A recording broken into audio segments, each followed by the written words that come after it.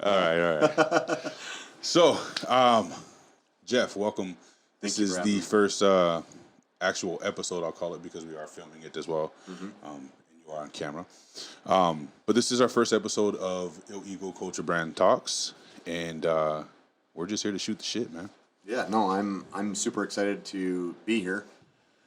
It was really random that I had to reach out to you. I don't know, our minds must have aligned because I was just like, I feel like I want to talk. And I want to talk about some stuff. Yes. I just want to get it off my mind because it's been a never-ending conversation that I've had with so many different people. So why not talk to John and see what we can do? Cool. Well, I'm glad you're here, man. I think we'll have some really good discussions. We actually already did. We started prior to recording, just kind of breaking the ice, shooting the shit, warming up to some Terramana. Yeah, thanks for bringing it, by the way, man. Cheers. Cheers, absolutely. Yeah. And just kind of got comfortable in conversation, so now we're all heated up and we're ready to talk. I'm ready. Cool. So let's start first with just kind of the journey that you're on right now. Yeah, if that's okay, we can start there. I know you've changed your career path several times, really trying to find your rhythm or whatever you want to call it. Yeah. And you seem to have found your position. At least you're really comfortable in it right now and you're grinding. So absolutely. I'd love to hear more about what's going on with you, Jeff. Yeah, so this last year, along with just 2020 being the shit show that it is, has been the worst/best year of my life for many different reasons. I'll talk career first. So I have been in the fitness industry since 2013. I had lifted, done my thing before that, didn't really have a goal, and that bothered me. Bothered me so much. So, as I was very inconsistent with lifting, with eating, drinking, partying, doing all the stuff that college people do. Yeah. I saw in the background of what bodybuilding was, but I never really could grasp on to why people did it until I saw the men's physique division start back in, I believe it was 2012. It was just a year, it was like a year. Yeah, I think it was 2012. Anyways, so one of the first competitors I ever saw actually was Matt Acton. I saw him, and he's a New York guy, strong accent, and I had seen a picture of him online competing with a bunch of guys, and I was like, that's pretty cool. I think I could do that. I could put a pair of board shorts on and do that. And back then, everyone was talking about it, how, they don't have legs and blah, blah, blah, blah, blah. And I'm like, I don't care. I'm like, it's a stepping stone, Yeah. And I just wanted a goal. I wanted a goal because that's the thing. I was so inconsistent. I was sick of the inconsistency, and I wanted something like a tangible thing to get to. So I had worked at Anytime Fitness. I was the club manager is what they called me over there. And I remember when I saw this. They actually have employees at Anytime Fitness? They do, yeah. Oh, okay. But it was a rough job. Okay. I definitely did not get paid for what I was worth and the value that I brought in there, which is very, very unfortunate. Okay. But anyways, so I took this picture of Matt Acton, and I hung it up right above my right above my computer, and I said, I'm gonna do that one day. And so I started working out pretty heavily, and I didn't have a goal. I just looked at this guy with no shirt on, and I was like, that's what I want right there. Is he still actively competing or anything? I don't think so. Or in the industry? I've never heard of him. Yeah, he's in the industry. He's not actively competing. I know that he did compete in the first men's physique Mr. Olympia. Oh, okay. I do remember that. Okay. Yeah, that was when Alex you remember Alex Carnero?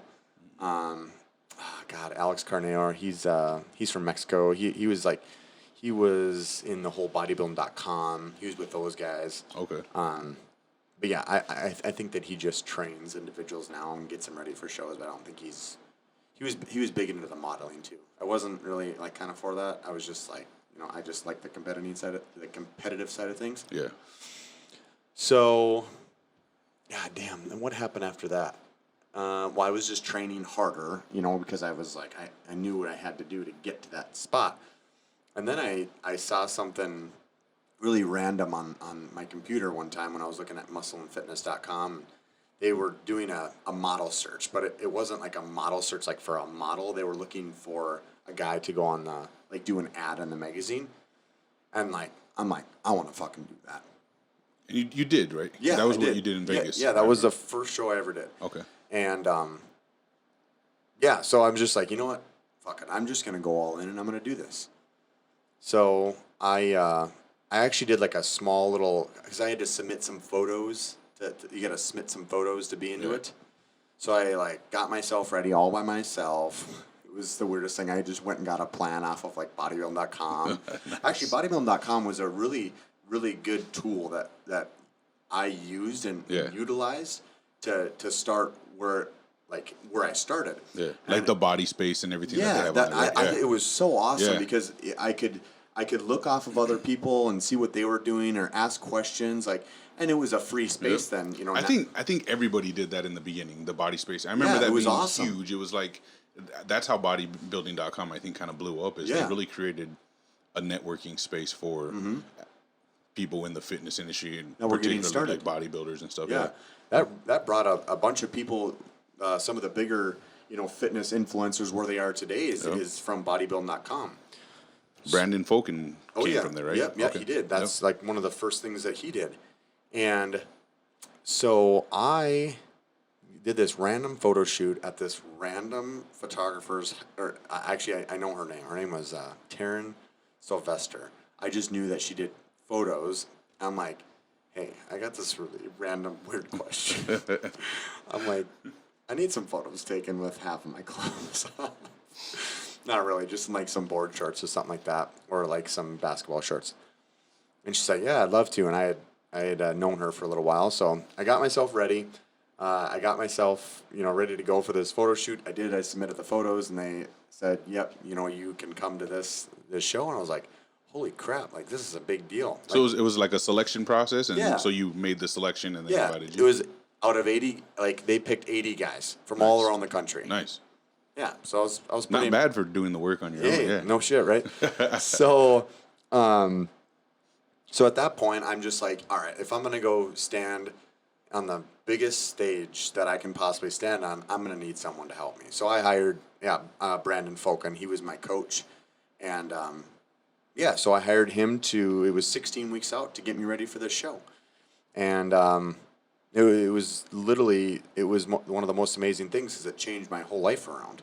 You know what I mean? And not only did it change my life around, but I really decided that when I came back from a trip from Hawaii is when I decided, hey, this is when I really need to turn my whole life around. Because I was on a trip in February of 2013, and I had drank and I just ate whatever I wanted. And at that time, I was very, very unconfident with my body as it was. And I came back and I'm like, this is not what I want. I want to look at myself and be happy and be comfortable in my own skin. And I want to be able to see some shape. Yeah. Because I thought it was badass, especially the with Matt Acton right above. I'm like, that's what I want. And but I needed a plan. And that's essentially what I did is I created a plan. I'm like, well, the first thing I got to do is hire someone. So I hired someone, Brandon. So he prepped me 16 weeks into this show. What year was this? That was in 2013. So September of 2013. And since 2013, I've competed 14 times. Half of those being on big national stages in Las Vegas, Pittsburgh, Chicago. Nice. All of those a couple times actually, and never made it to the pros rankings, but I was very, very close a couple times. It was one of the best experiences of my life. I do and would like to compete again. Unfortunately, this last summer of 2019, I had an injury, broke my femur. Yes. Wakeboarding. That was a very tragic day, but it is what it is. And the one thing I didn't do is I didn't lose hope from that. Yeah. And you kind of documented this whole thing on like your social media and everything. Yeah, I did on my Instagram at Jeff Davis Fit. I documented it on my Facebook page, And it was really eye opening. You know what I mean? Because it was honestly one of the biggest things that I never wanted was an injury. Right. If I can tell anyone, And you got a big one. I know, it's the biggest one. Yeah, It wasn't just like a small muscle No. tear or something like that. yeah. And if I can tell anyone, so John and I are very big believers of energy, and I will tell you this, that I honestly thought about getting injured for the longest time, and I thought about how bad it would be. So you manifested. I did, essentially, I did, and if I could be completely honest with you right now, I think I had told you this, but I had actually, when I was that July when I broke my femur, I just came out from winning the overall here in Fargo at the Upper Midwest Championship, so I was literally on a high. But my mind was not wanting to compete out in Vegas, which I was supposed to. Or I'm sorry, it was going to be the Europa, and then I don't remember what show it was, but I was like 8 weeks away from it. And I had actually thought about giving an excuse to Brandon from this last weekend, saying that I was going to get hurt because my mind was not there. But I didn't want to show him that I was like giving up. You know what I mean? Yeah. I didn't want to show that side of me. And I thought about this for literally right after I won. I'm like, what am I going to tell him? Because I just don't want to compete there. Why? I don't know. I just didn't want to do it. My head wasn't into it. Yeah. Because I just wanted a break. And that happened. So if you're constantly thinking about something, and again, John and I have talked about this as manifesting, if you constantly think about something, you will get it, good or bad.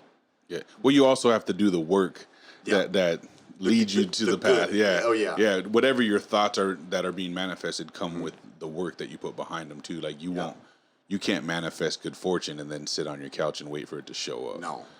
I mean, that would be crazy if you could, but best. it's just not fucking realistic whatsoever. So but you have to do the work, and that's what you did. You thought of it. You thought All about the the injury, time. and And then I don't even know you why. did everything you could think of physically and actively to have an injury, and then And it was my last came pass. one. I'm like, I told my brother, I said, this is so I had been going for 30 minutes already, and I had done a ton of passes.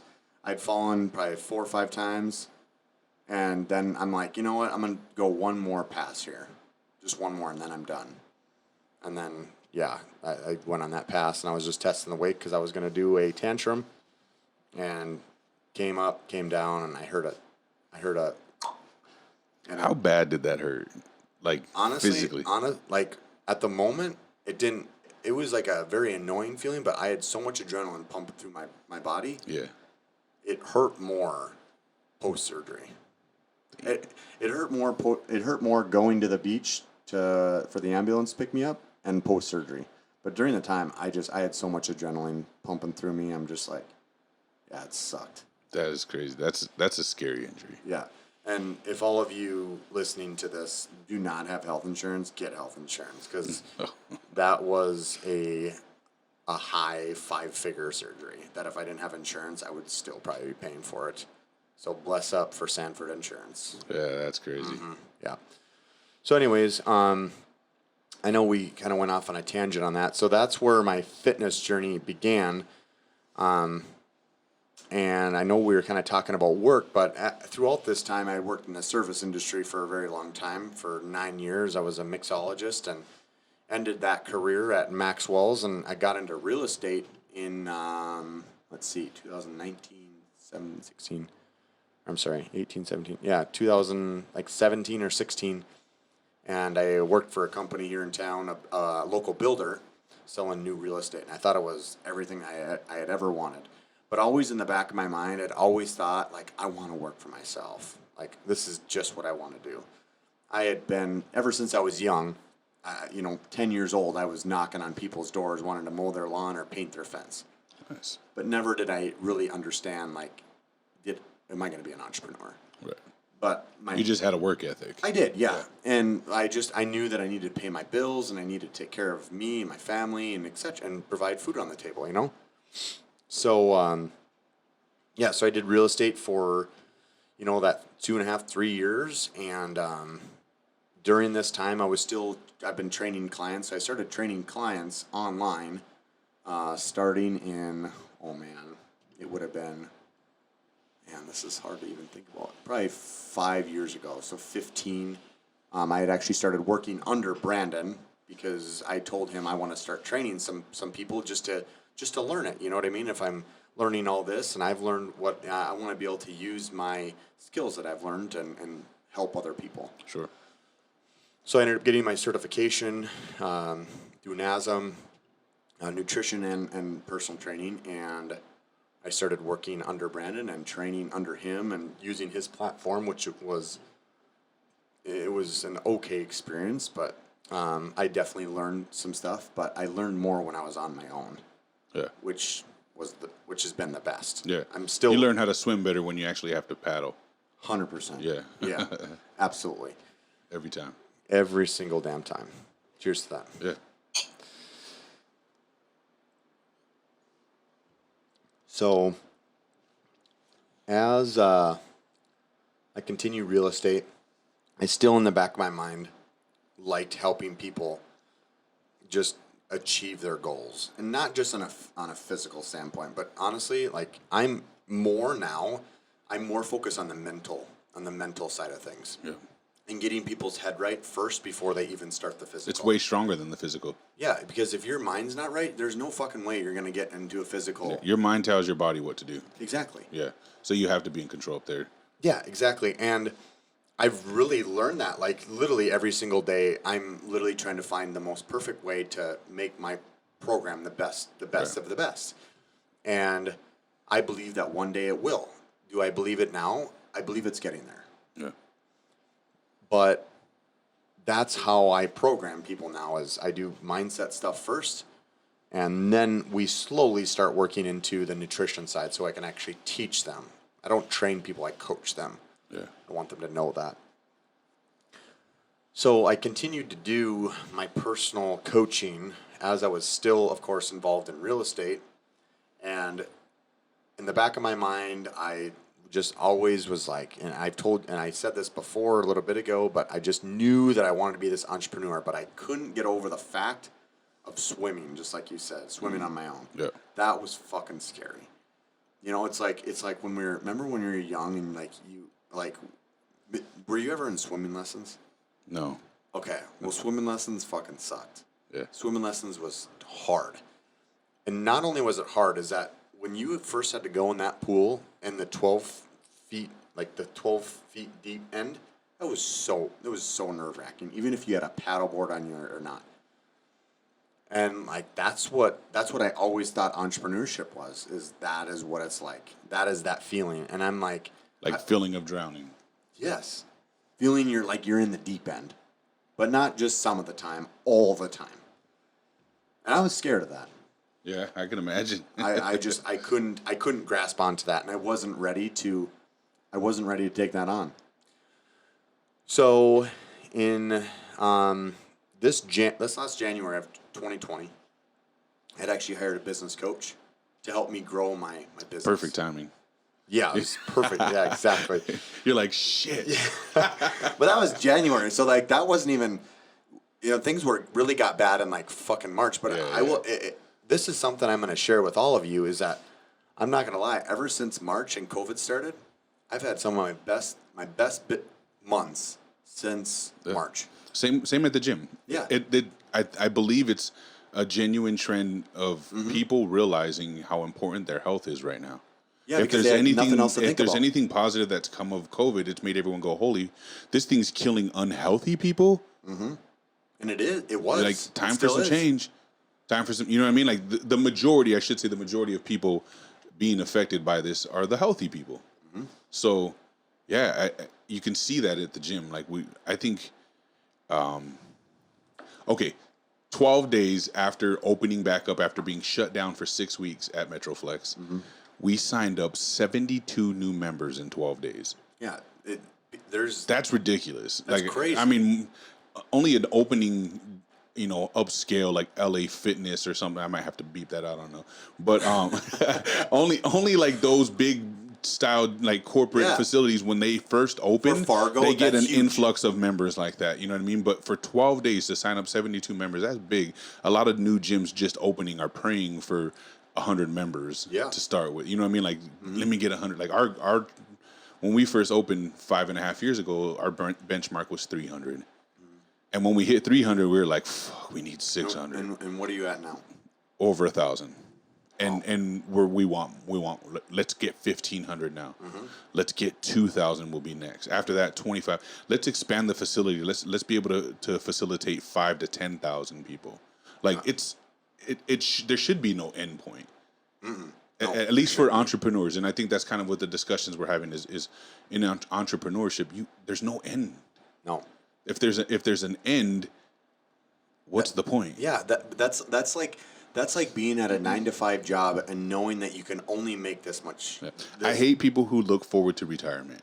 I know, me too. Why? Yeah, you're gonna shut everything down after you're done working? That's crazy. Yeah, and even at a 9-to-5 job, like you're only allowed to make so much money. That is that a 9-to-5 job is dictating how you're going to live your life. Yeah. It is dictating. It's the system, man. It is dictating what kind of car you're going to drive. It's dictating what kind of clothes you're going to put on your children, what kind of sports. It's dictating everything. And it's the kind of food you eat. Yeah, and it's how many times you can take your wife out on a date. Yeah. Or the quality of food you can feed your kids because of cost. Yeah. When I grew up growing up in the hood and poor, like my mom had 6 kids with no dad. Jeez. But you know what was the most inexpensive way to feed us? Fast food. Dollar menu. Bang for buck. So that's how we ate growing up. That's not healthy at all. No. But that's I think a common denominator or theme in poverty or in Yeah, ghettos, hoods. It's easy, and again, it's $1. I mean, that's a meal for $1. A burger. You just bought a whole burger for $1, bro. Or like a chicken sandwich. Yeah, like damn. Yeah, and for another $1, I can get a soda, and then for another $1, $1, you can get 2 apple pies. Yeah, like what? You can get dessert. You can get breakfast, a soda, and dessert. But now, if you want to feed your kids healthy food, you can buy a bag of spinach that's good for 1 bowl of eggs. Yeah. For $7. Like, that's crazy. Yeah. But yeah, that's where we're at. But this is why it's important, I think, that we need more. When online coaching first became a thing, I fucking hated it. I thought it was bullshit. I thought it was the biggest gimmick bullshit ever. This is probably 3-4 years ago when it was really becoming a thing. I was like, what? This is a cop-out approach. There's no fucking way. And some people you're seeing, the Insta influencers and stuff, they're ranking in like 50, 60, 70 clients. And I'm just like, there's no way they're giving valuable, quality instruction, direction, coaching, anything to every single person. People are taking hits. And honestly, right now, people still are. Oh, I'm sure of it, yeah. But I believe in it more than I did 3 or 4 years ago. Why do you believe in it more now? Because I've seen it have real value and benefit. It's like this COVID shit, right? In the beginning, we didn't have any data. We didn't have any statistics. We were like, all right, I guess we're shutting down the whole fucking country. And now they're trying to shut the country down and everyone's like, fuck you. Because we have data. We have statistics now. We know better now. And some things just aren't making sense, like closing gyms, right? So same scenario with online coaching. In the beginning, I was like, this is bullshit. And now it's been years since it's been around and it's become very effective. And I've seen a lot of entrepreneurs grow from it. In fact, I've seen personal trainers reap bigger benefits from online coaching than in-person training. And I've seen a lot more quality results from online coaching because people are more comfortable naturally in their own environments, their own habitats. And if they have enough of the willpower to do the work, they're going to get it done one way or the other. But now you're reaching a bigger mass of people, bigger audience from home. And now look at what COVID's done in the same breath. It's made everything be in work from home environment almost to where training from home is huge. So it's no surprise to me that, in the middle of a pandemic, you particularly seen your industry jump. Oh, it's been amazing. And even since the pandemic, look at what we have with Zoom now. Even the app that I use, the app that I use for my clients or my students, there's now an on-demand video training where they can literally hop on a video appointment with us, and they can do a training right in front of us. Now, I don't do that. I give them all of their workouts on the app, But on the app, there's a video tutorial of the exercise. Like That's nice. there's a 2 to 3 sentence, or I'm sorry, there's 2 to 3 lines with 1 to 2 sentences of some minor instructions, just in case if it's a newer student that's never been in the gym, that they won't have any issues with it. And there's during the video tutorial, there's someone talking. And you have this app now. Yeah, I do. Yeah, it's called Trainerize. It's called Yep. Trainerize? Trainerize, yep. And how do people reach you or to look at your app particularly? They have to become your client? Yep, exactly. Okay. So there's no way to like go view it or like we can't tell everyone, hey, go check him out at. Well, you could actually. So Okay. if you go to my Instagram page at Jeff Davis Fit, or even on my TikTok page, it's Jeff and Maria. I actually have a link tree, and right there it says Davis Fit Academy, and they can actually click on that, and it actually brings up who I am, what kind of training I do. It'll have some transformations there, my certifications, and they can actually message me right there if they really want to. So somewhat of a resume, so to speak. Yeah, for people to but see. they can't see exactly what's in the app until they Sure. become a student of mine. So Nice. but no, it's ever since Innovative. I like that. It's cool. Yeah, and there's a bunch It's of not other, cookie cutter though, is it? Like the programming and stuff like that doesn't make it be like you still work with individuals based on Yep. their specific needs and I do. approaches I'm- and stuff, right? I'm very. So when I started to be an online coach, I was a shitty coach. I was bad. It was horrible. I just didn't have a system. Yeah. I was just taught to make a diet plan and a workout for someone, and then they do check-ins. I didn't know. Yeah. Honestly, if I can be completely honest, I was a shitty coach up until this year. I was just learning about how to be better. You know what I Yeah. mean? I was constantly. Do you think you're gonna have some clients hear this and be like, "What the fuck? Hold on." Maybe. You told me no, I couldn't have a refund.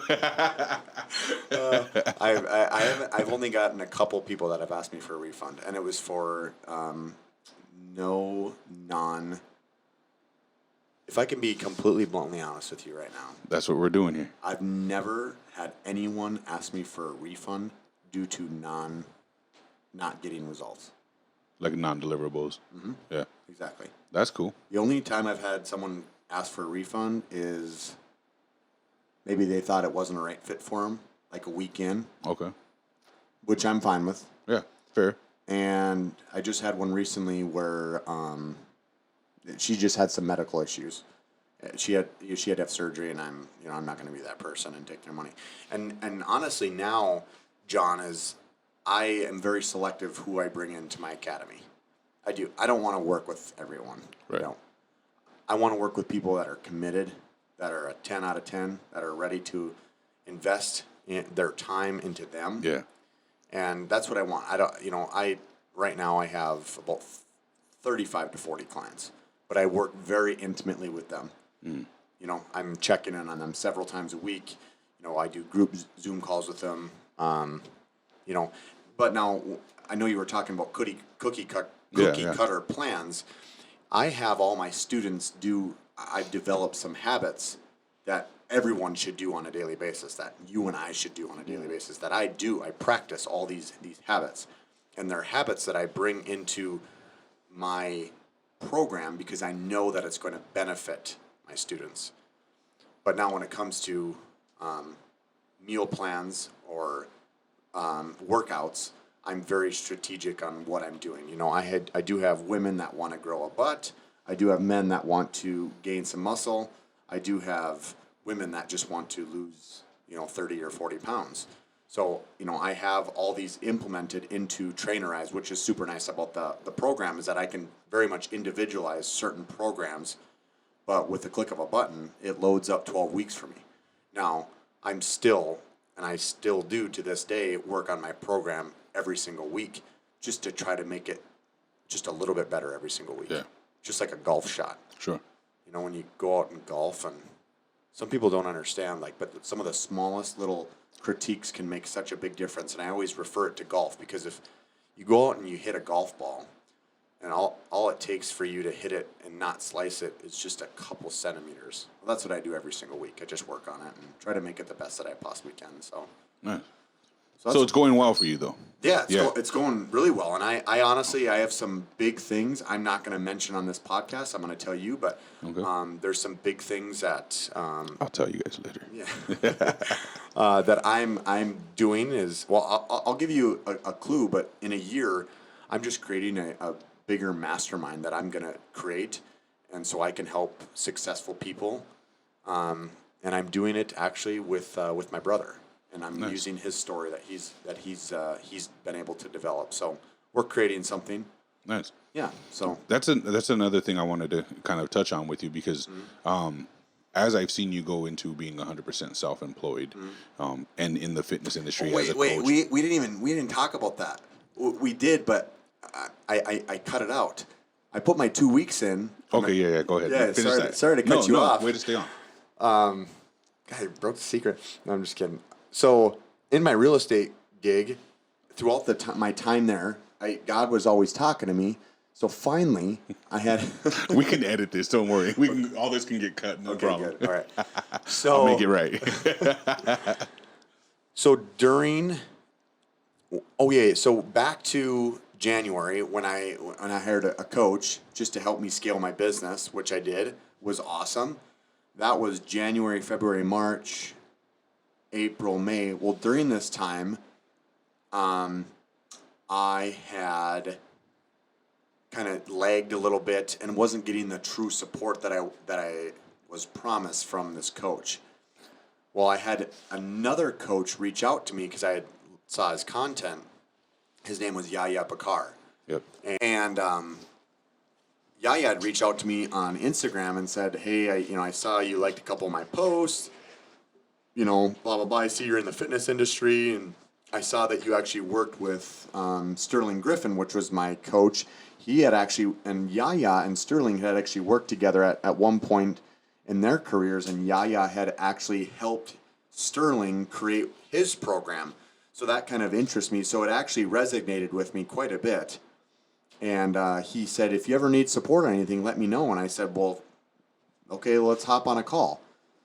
And at this time, I was very unhappy with my job that I was at in real estate, working for Verity Homes. And the reason why I was so unhappy is because I just constantly, it was literally a never-ending battle of when's my house going to be done, this and that. I was literally making up excuses because we didn't have framers or we didn't have drywallers, and it just annoyed the shit out of me. And I knew that in that job, I came home so many times, very unhappy. I knew I'm not living my purpose right now. I said, and you had that epiphany. I did, yeah. I knew that if I'm not happy every goddamn day.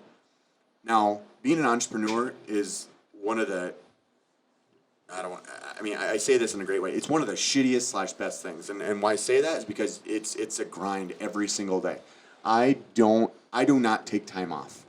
Like, I really don't. Some people are like, oh, fuck, you don't take time off like that. What do you mean? Like, no, I am creating my future, and that's what I have to do. Because if I take a day off, that's detrimental to me. Like, I'm the one who decides when I get paid and when I don't. Yep. You know this. Yep. You know this. Here we are. Yeah, here we fucking are. So, July, Yaya and I had got on a call. I told him I was very unhappy, and I told him where I was at. And he said, you need to fucking quit your job. You need to do that. And I was like, woo. He's like, when are you going to do that? I said, in 2 months. I got commissions coming up. He said, man, your integrity, I'm really questioning your integrity as a fucking man. Ouch. I'm like, holy shit. He's like, are you going to change your answer? I said, yeah, I'll put in my 2 weeks next week. He said, all right, we'll have a call the next day. I'm like, okay, sounds good. So it was June 30th, and I had called my boss, told him what's up, and said, hey, this is where I'm at. I'm gonna put in my notice, and this is what's gonna happen because I just can't do this anymore. And I actually told him I would stay. Yaya doesn't know this, but I told Arthur I would stay until, or my boss, I told my boss that I would stay until the end of the summer.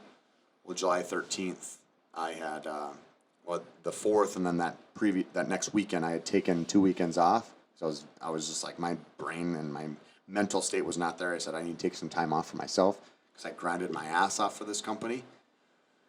That July 13th, I was told to come into a meeting on a Monday when I said I wasn't going to be back till Tuesday, and they let me go.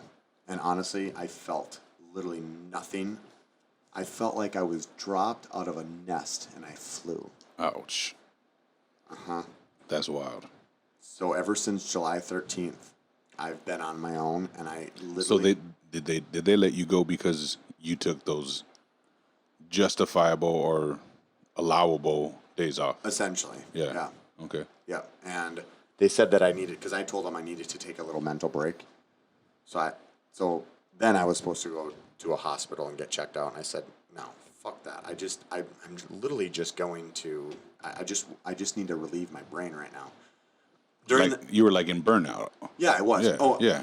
I have you know this, is that during this time while I was off, I sold 2 houses in contracts. I got 2 houses in contracts. So I was doing my job, and I was making sales. I was selling, $250,000 to $500,000 houses, 2 of them in that 2-week time span, and they still let me go because I just needed some time off. So that's why I just don't. Yeah, it sucks. But anyways, now on to the entrepreneurial life. Yeah. So now you're where you feel you were destined to be. 100%. And you're grinding your ass off. Yep, every single day. So everything that happened was meant to be. Yeah. Mm-hmm. And so in this position now, let's get to some of this stuff, because this is where we'll provide some value here now to whoever wants to listen to this. Mm-hmm. I've seen you do a number of different things and grow a whole bunch of different ways in just a short span of time. One of them was building on the relationship you have with Culture Brands and Ill Ego to take the next steps in your venture. Another is I see you really taking to social media, taking to entrepreneur mentorship type groups and things. So I would love to talk to you a little bit more about that. I'm sure a lot of people are curious about this, and today we have entrepreneurs everywhere. I think a lot of people confuse unemployment with entrepreneurship, but I agree with that. but we have a huge calling for entrepreneurs right now. It seems like, especially in the online space. Yeah, and like me, I'm big on this. I think I've chased my dreams, so to speak, in a cliche kind of way, all my life, right? Nobody's ever been around to be like, yo, chill, settle down, stop, you're doing too much, it's not doable. No one's really ever been in my corner as like a role model, father figure, something to say, like, kick back. So I've always just kind of done whatever the hell I wanted, and I'm one of those people that takes everything to the extreme. So if I get into something, I master it, or I take it to the fullest extent. And I've done that essentially all my life. I'm imposing that on my kids now. And we're in a completely new day and age than, now I'll date myself, where I come from, right? I'm older than Google, so. You are fucking old. Yeah. So, but I'm way smarter than Google as a direct result of that.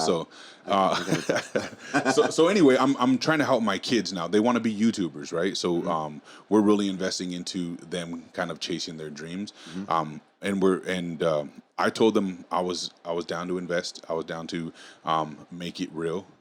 And as long as they were committed, and it's been 2 years, I've told them, when you show me your true intent, your true desires, and that you know stuff about YouTubing and being a YouTuber and what it takes and what some of the legalities are within YouTube to monetize. And my son started presenting this stuff to me over the course of 2 years. It was just came to a point where, like, all right, let's try it.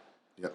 Let's see. They've showed some commitment. Now let's see. So now we're getting into, how do you market? How do you promote? How do you put yourself out there, build your platform, establish subscribers and views and likes, because that's what it's all about if you want to monetize it. And I've been watching you to kind of catch on to some of that stuff, to be completely honest, because it's not my avenue, and I know a lot of people see it like weird or selling out, or I've seen them make fun of grown men being on TikTok. I've probably done it myself, to be completely honest, but I'm very open-minded to growth, and so I can instantly contradict myself when it comes to growth. I'm okay with that. So, like, to say, oh, TikTok, if you're a grown ass man, you need to grow a pair. Like that's dumb. I don't see it that way anymore. Now I'm like, well, actually, so what's really involved? You know, how do we do this? How do we go about? Where do we sign up? You know, Right. so and now I'm doing that, but I see you doing that, and my point is, I'm taking away some lessons from just the content that you're putting out. So you're putting out valuable content, you know, to say the least, because I'm trying to figure out how do I help promote my sons. You know, the oldest one's 14, so Right. they're young and they're part of this new generation that I don't completely understand, but I like to believe I'm still in a little bit in terms of knowledge and comprehension and so I try to ride the waves and stuff and figure it out, and I've been getting a lot of that from you. Well, I appreciate that, John. That means a lot. I mean, ever since I first came on social media, I remember like the first post that I made, and it was like of a dog. And social media has always been something that's very interesting to me. Yes. Social, Likewise. yeah, social media is. It can be a horrible thing, but it can be also a very wonderful. Well, in thing. 2020, it's the worst fucking case scenario. Yeah, I know. It's so fucking ridiculous. But it can be a bad thing if you abuse it.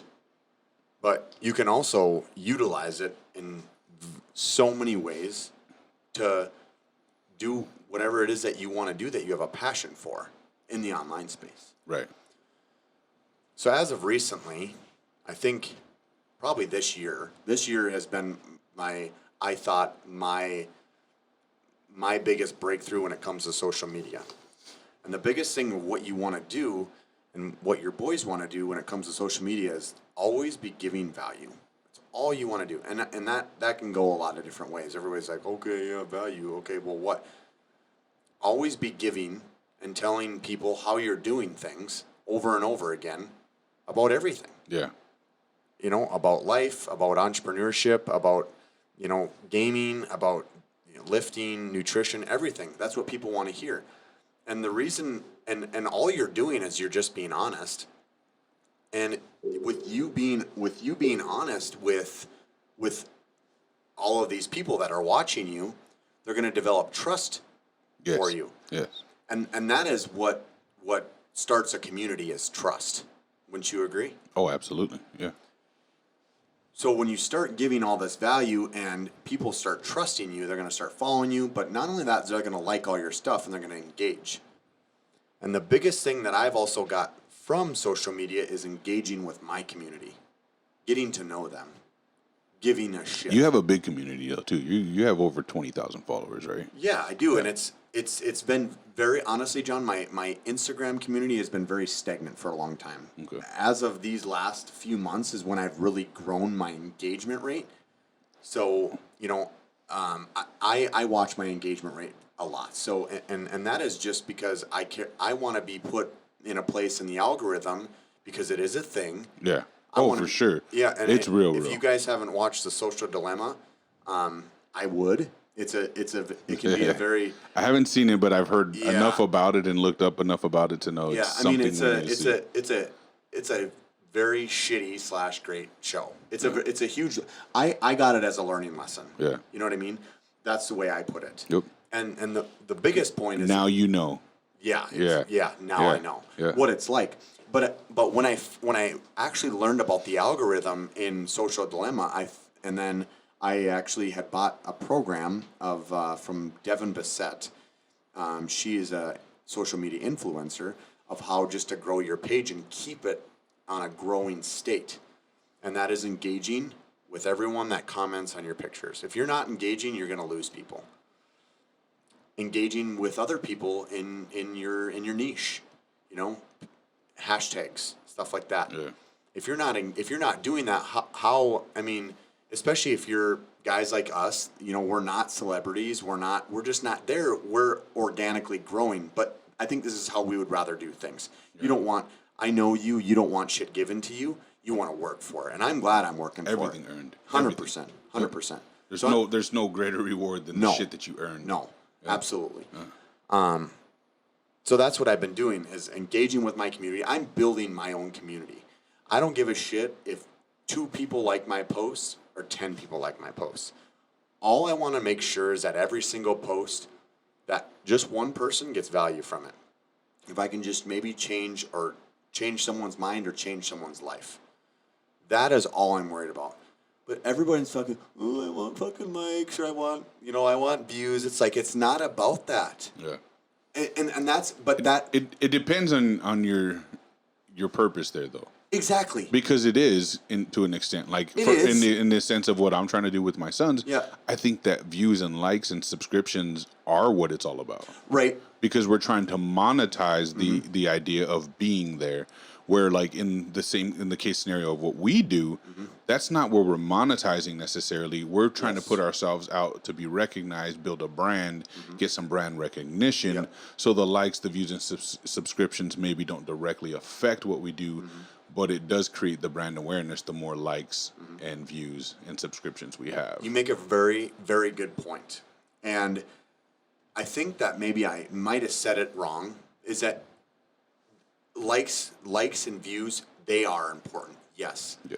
But I think that is that you have driven such a strong business leadership mentality to your sons that they know that they have to build. Yes. And they know that that video is not going to get 1 million views right Correct. now. But that 200 views here, 250 views here, 300 views here, is that you're constantly you're going to build. And the only way that you're going to do that is staying consistent. Right. Regardless if you think that's shitty content or not, just post it. Yep. Just fucking post it, because you're going to help at least one person. Yeah. That's all that matters. Or there's nothing wrong with the haters. They still watch.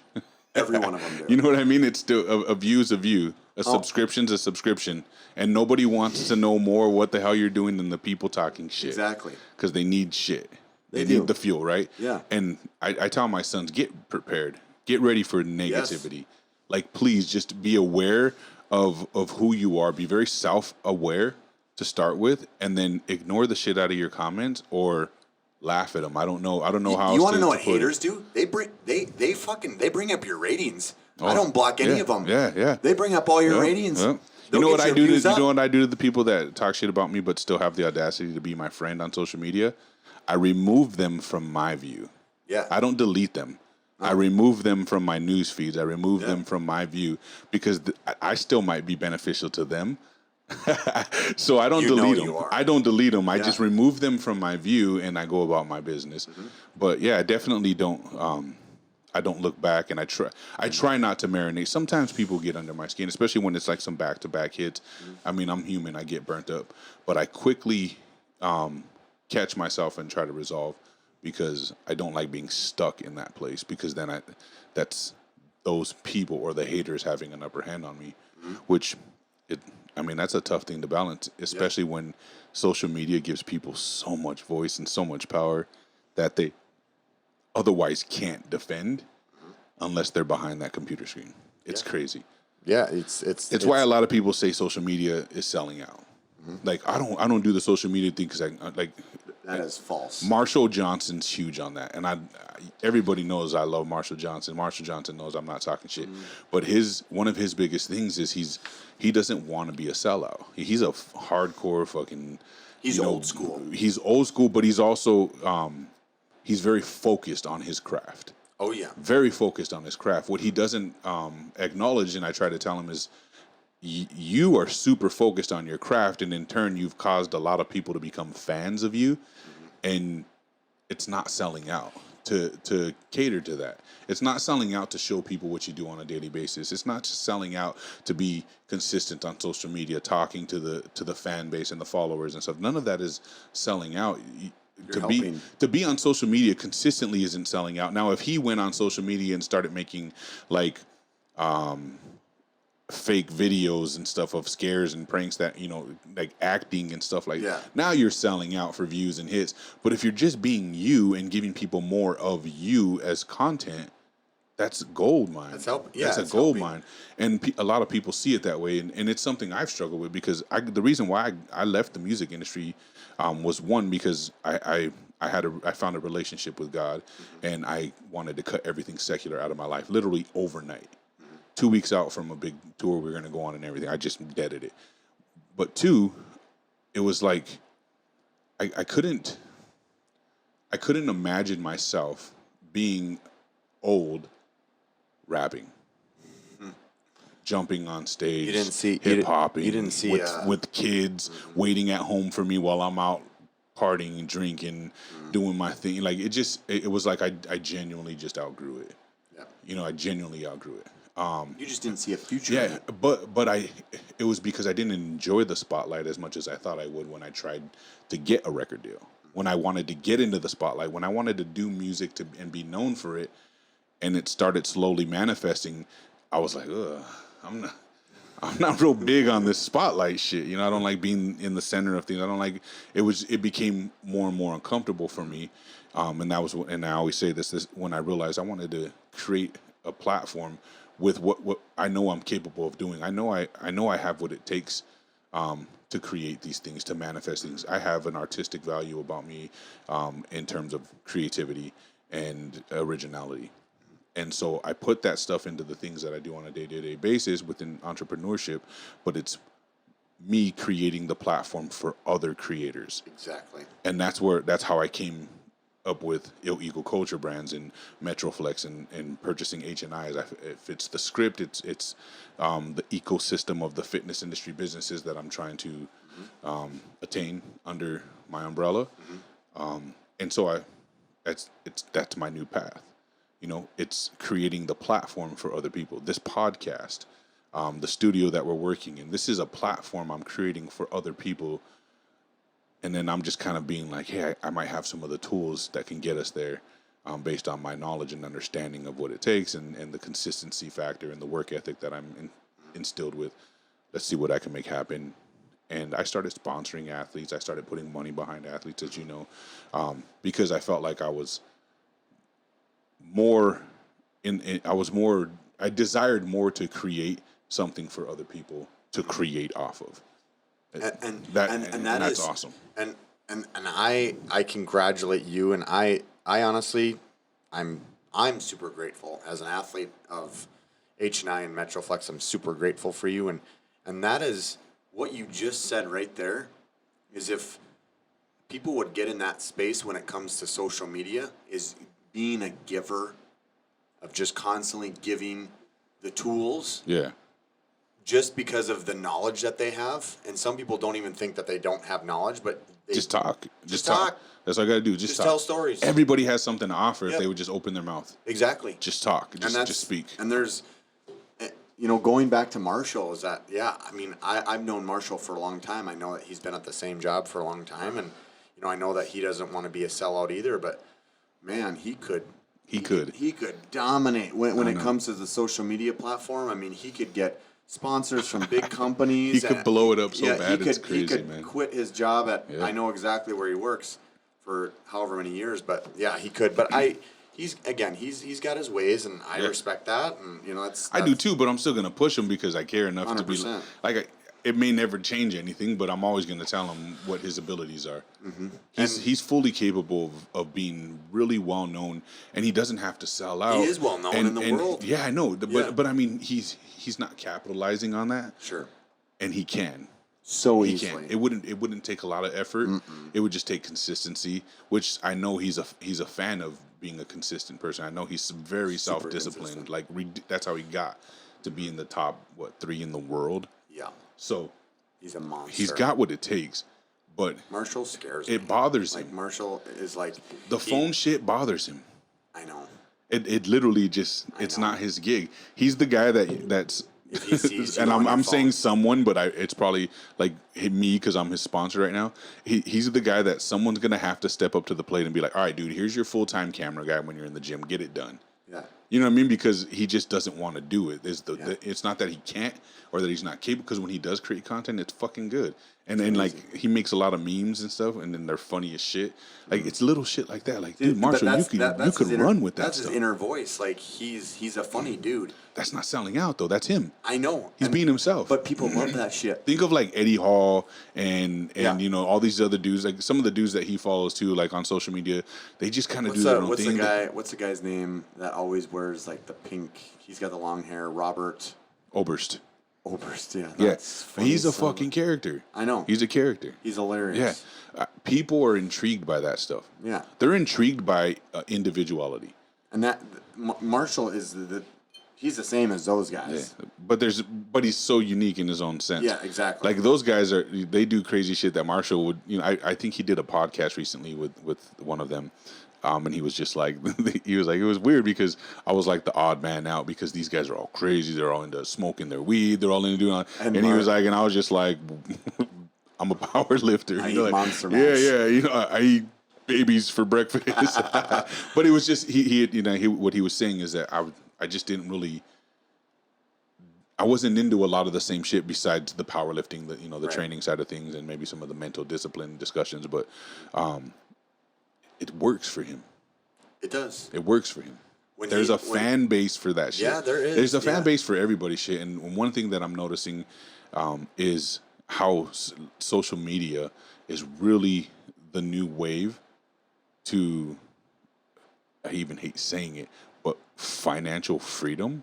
Oh, it Like is. people are so ridiculous. The only reason why I agreed to a YouTube for my sons is because all the guys that they watch on YouTube all day long are millionaires. I know, And I couldn't they're believe young. it. I They're couldn't young. believe it. John, they're gonna be millionaires. Yeah, they're gonna be providing finance. I mean, just think by 17, you won't even have to pay for anything for them. Good. Yeah, I know. That's so. I told them first things first. Pay me back for all this shit. Yeah, exactly. So it's the truth, and if you're not in the online space, especially with everything that's going on, honestly, I highly recommend it. Go find something, and there's got to be something you're good at. Yeah. You can provide a course. I mean, shit, people provide courses on literally anything. This right now in the space, and they create just the weirdest courses, and they're getting a passive income from this. But then they're getting other, but that's the thing. If you want to be successful on social media, you have to do what it is you do in your relationship. Yeah. I just made a post on this actually. It's called showing the fuck up. You got to show up. Yes. And if you don't show up, and if you don't make your posts, and if you don't engage in your community, if you don't make stories, and if you don't make whatever, it won't work. But you gotta show up, if it's good or bad. I just made this. That's real. I seen it. Yeah. It convicted me, and that's what I was gonna say.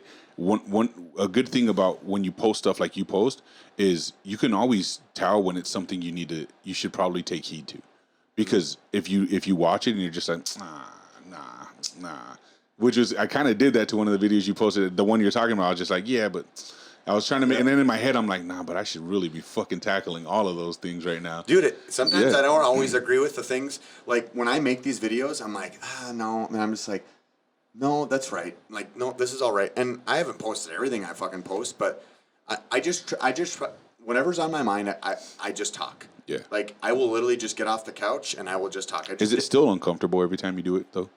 No, You're fully content with it now. Fully content. Yeah. But you were uncomfortable in the beginning.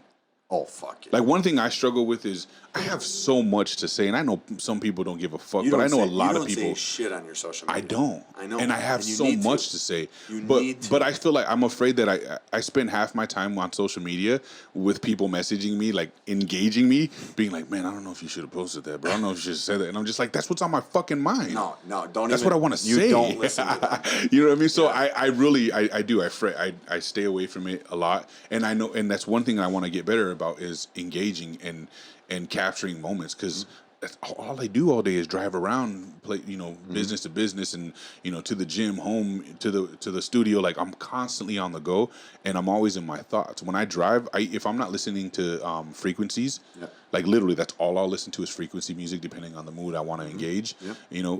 With energies, and so if I'm not doing that, I'm listening to like motivational talk stuff. Sure. Because I always want my mind, like, especially on stressful ass days. When it's stressful, it's a day that I just don't even want to fucking tackle. I put on somebody talking shit to me. David Goggins. Fuck you, get it. Yeah, Merry fucking Christmas. Yeah. Good, go. Keep, like, don't give up. Yeah. Don't be a bitch, and I'm just like, man, fuck these guys. I'm going to get this shit done today, so, but that's what I have to do. Whatever works, though. Like, honestly, whatever works, because I can make a million excuses. I can say, oh, I'm way busier than all of you. oh, you guys don't even understand. And it could be true, but who gives a fuck? Work harder. Exactly.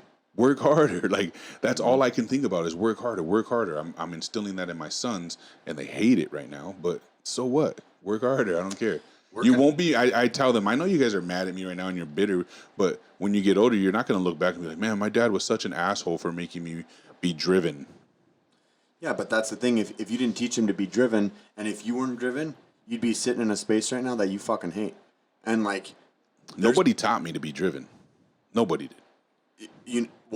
And that's good. That's why you are the way, because you sat in a space that you fucking hated. I realized it. Yeah. I realized my drive. And you thought in that space, you're like, no, this ain't it. Like, I don't want to sit in this space.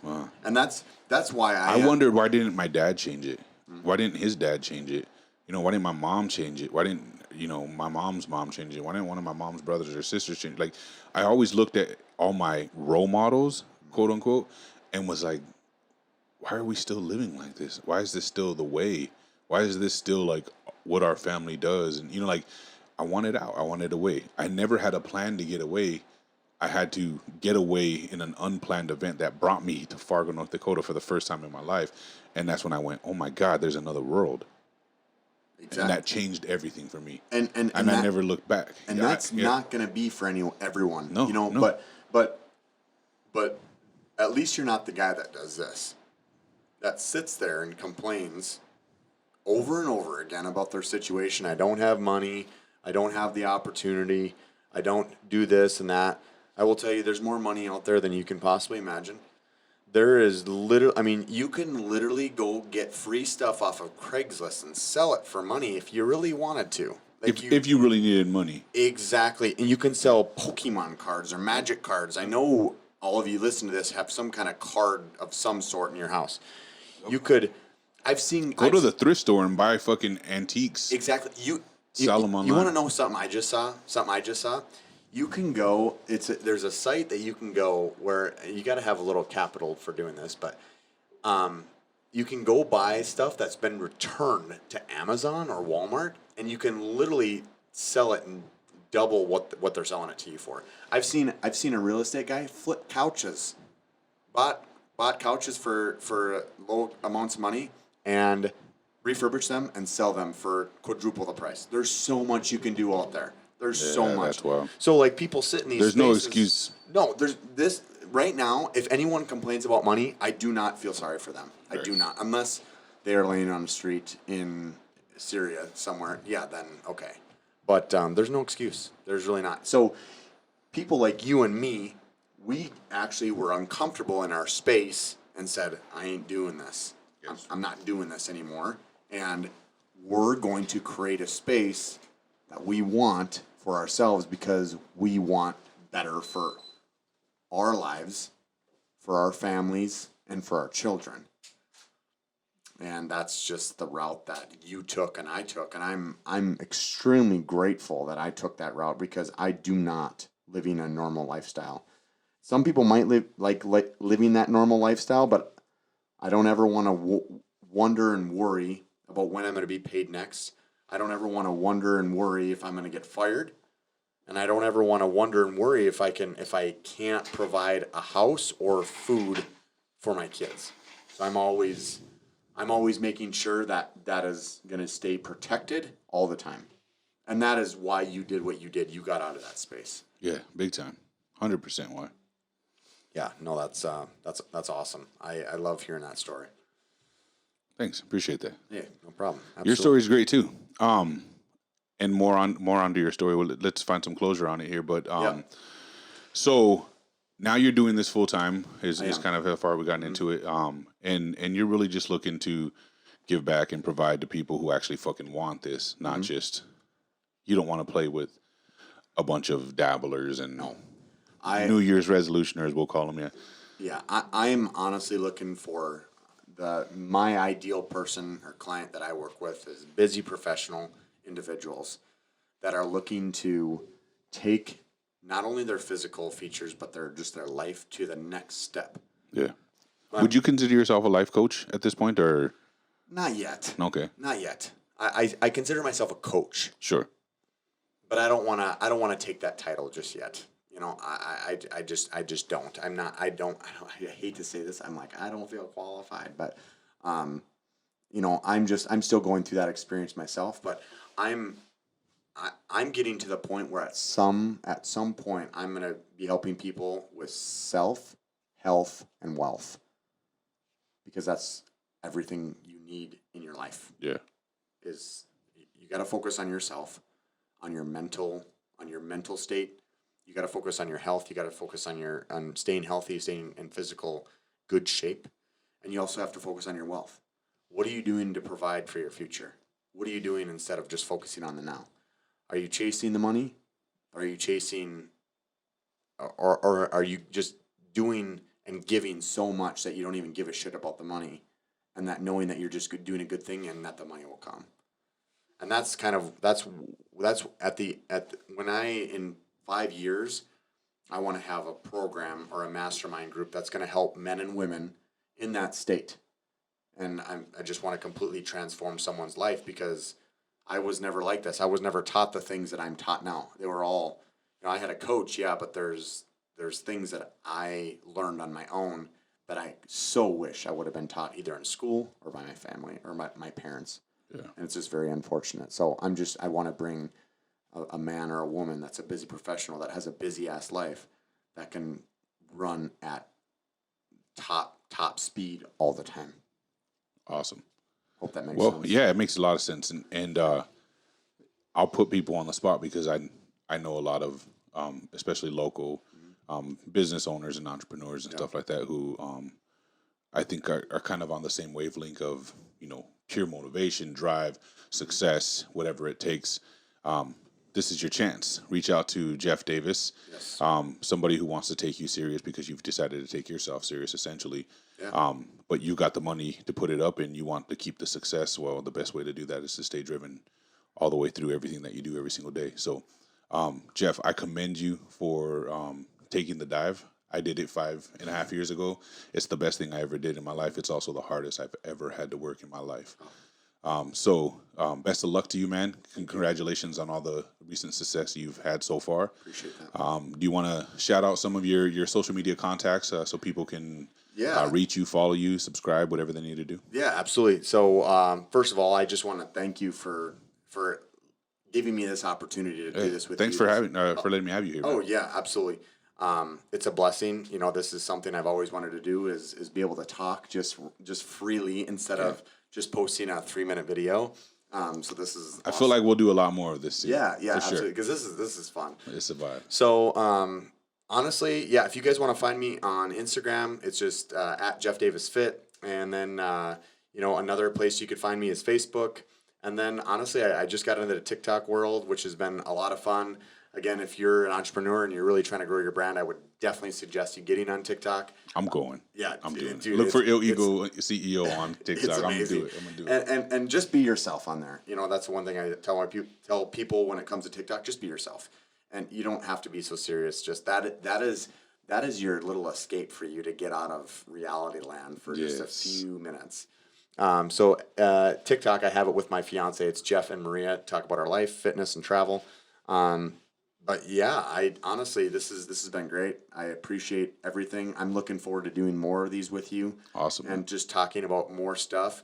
If you guys ever have anything that you guys want us to talk about, etc., feel free to hit John up or hit me up. And it's if there's certain topics, or if there's any guests out there, if there's any guests that are hearing this, that wouldn't you agree if there's any guests that want to come on that we see that are a good fit to bring them on? Oh yeah. In fact, I think one of the next things me and you can do is we'll look to do some live sessions. Yeah. We can have people call in to the podcast and everything. That'd be great. And have some conversations Yeah, with people that'd like be that great. live too. We'll do like Facebook or something maybe. Yep, So yep. yeah, we'll look to do that in the future for sure, man. Awesome. Thanks again for joining us Hey, thank you tonight, very Jeff, much. and I appreciate thanks it. again for bringing the Terramana. That was good stuff. And your future mother-in-law salsa, it was very good. Thank you for sharing that with me, Yes, man. I of course. appreciate that. Prior to this, kind of hanging out and vibing, and we'll do this some more, brother. Absolutely. Thank All you right, so much, thanks John. for coming, man. Yep.